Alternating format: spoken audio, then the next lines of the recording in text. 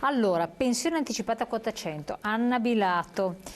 È una introduzione sperimentale, bisogna ricordarlo. Che cosa vuol dire questo? Perché questo concetto di sperimentale ha un po' scosso gli animi, mobilitato, per cui tanti si sono buttati a capofitto dicendo prendo carpe diem, prendo questo che è dal momento perché altrimenti poi sono fuori.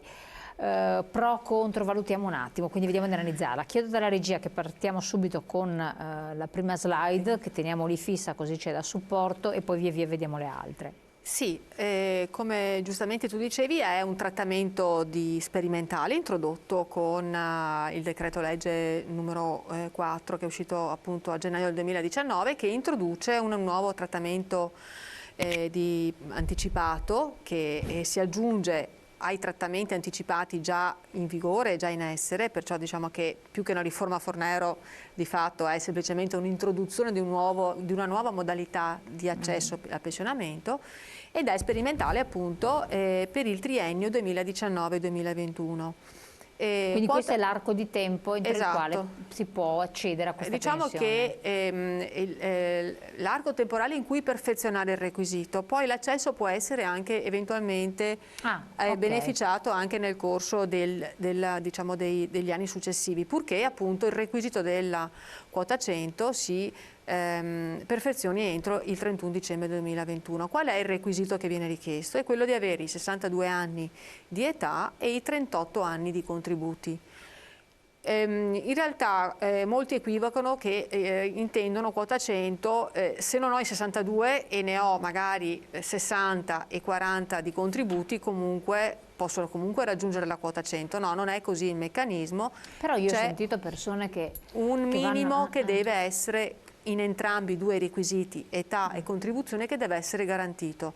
Perciò la pensione quota 100 può essere data solo ed esclusivamente a chi ha un minimo di 62 anni di età e un minimo di 38 anni di contributi. E chi va in pensione con 60 anni di età perché ha versato 44 anni di contributi? Quella è un altro trattamento pensionistico, non è la quota 100, è un altro trattamento pensionistico, perché quella è, come dicevo all'inizio, quota 100 introduce una nuova modalità di accedere alla pensione.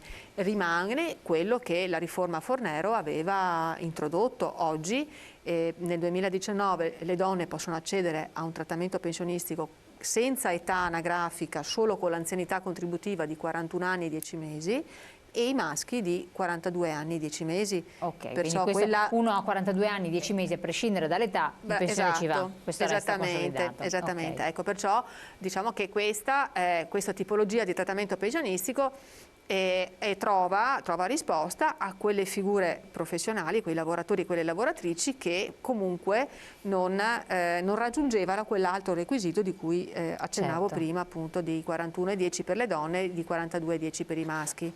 Quindi non c'è comunque un minimo di età, perché molti avevano anche magari frainteso eccetera, cioè che dovevi comunque raggiungere questi benedetti 62 anni. Adesso no, resta il fatto che se tu hai lavorato più a lungo puoi andare anche in pensione prima. Sì, mentre per richiedere questo tipo di trattamento pensionistico quota 100 devi invece avere questi due requisiti minimi.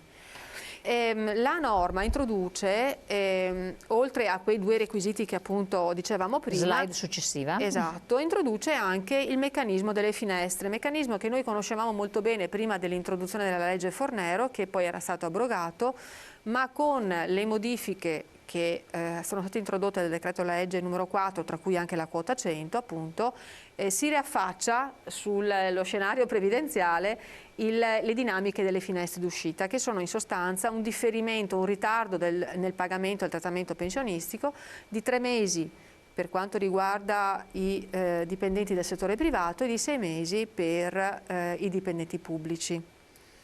Questa diversificazione viene fatta anche rispetto al requisito contributivo perfezionato, perciò i lavoratori dipendenti, sia dipendenti del settore privato e i lavoratori autonomi che perfezionano il requisito entro il 31 dicembre del 2018 potranno avere la prima finestra d'uscita utile, quella del 1° aprile, perciò in questi giorni abbiamo già visto i primi pagamenti, le prime liquidazioni di questi trattamenti pensionistici. E poi per chi appunto perfeziona il requisito del 1° gennaio del 2019 dovrà attendere comunque 3 mesi dalla maturazione del requisito per poter accedere al trattamento pensionistico. La stessa simile, analoga diciamo, modalità viene introdotta anche per i dipendenti pubblici, mettendo dei paletti diversi rispetto ai requisiti.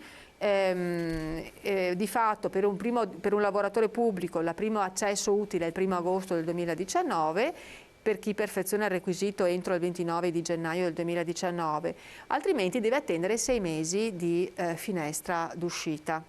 Okay. È una, diciamo, è una tipologia di trattamento pensionistico di fatto identico agli altri dal punto di vista del calcolo, perché il calcolo dell'importo della pensione che viene messo in pagamento è di fatto la stessa dinamica con cui viene calcolata le altre pensioni. L'unica novità che viene introdotta e che è argomento di riflessione da parte delle persone che richiedono questa informazione e consulenza rispetto a questo trattamento pensionistico è l'aspetto legato all'incumulabilità. Ecco, quindi vediamo la slide successiva. Esatto, perché cosa dice la norma? Le disposizioni prevedono che una persona che accede a questa tipologia di trattamento pensionistico non può prestare attività lavorativa se non attraverso, l'unica eccezione è quella del lavoro occasionale nel limite di 5.000 euro lordi annui.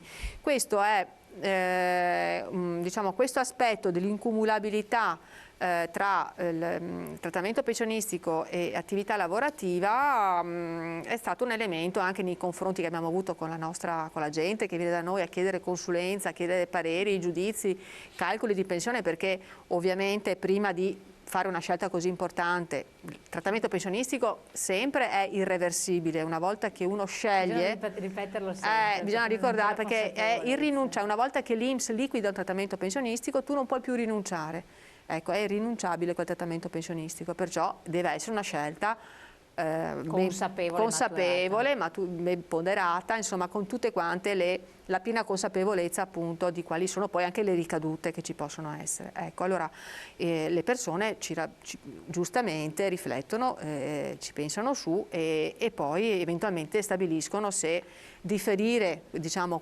attendere a questo trattamento pensionistico oppure ad altri, perché se nel frattempo poi uno perfeziona altri requisiti che non hanno questo vincolo dell'incumulabilità, beh allora ci pensano su magari bene prima di fare questa scelta. Ecco, questo meccanismo dell'incumulabilità vige fino al compimento della pensione di vecchiaia.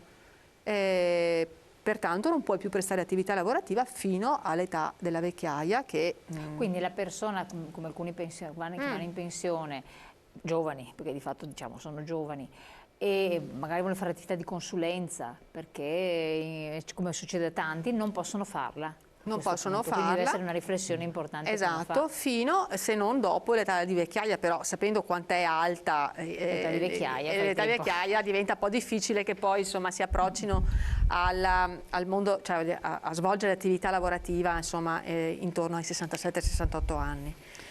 Allora, vediamo la slide successiva. Sì, e sull'aspetto, diciamo che quello che tutto sommato ci fa così, ci ha fatto riflettere anche come organizzazione sindacale, ma credo anche un'analisi questa insomma, che abbiamo fatto unitariamente anche con CISL e UIL, è che sicuramente questa norma va sì incontro ad una fetta di lavoratori, perché non possiamo non tenere in considerazione che le domande ci sono state anche non poche, però non risolve il problema proprio quello legato alla difficoltà, soprattutto su alcune tipologie di attività lavorative. Penso a quei lavoratori appunto che svolgono attività particolarmente difficoltose, penso all'edilizia, al settore dell'agricoltura eccetera, che comunque questa norma in qualche modo non risponde a quelle esigenze di quei lavoratori, perché quei lavoratori lì comunque hanno altre carriere lavorative e non si trovano mai in corrispondenza con l'età anagrafica che viene invece richiesta dalla pensione quota 100. Poi vediamo l'ultimo supporto, sono dei numeri, quindi le domande pervenute nel Veneto è alla data del 9 aprile del 2019 questo dato, sono 8.023 domande complessivamente, sono domande insomma, che si suddividono intorno, diciamo, in base alla area provinciale. Come potete vedere, insomma, la provincia con più domande è quella di Venezia con 1631 domande, e via via poi le altre realtà provinciali. Venezia è anche capoluogo di regione e anche centro in cui esistono un numero, anche dal punto di vista della gestione pubblica e della dipendenti pubblici, più elevato, essendo appunto anche luogo come capoluogo di regione. Questi sono i dati, diciamo, complessivi. A livello nazionale, e sempre al 9 di aprile, eravamo intorno ai 115.000 domande nazionali. Com'è, un numero alto o basso?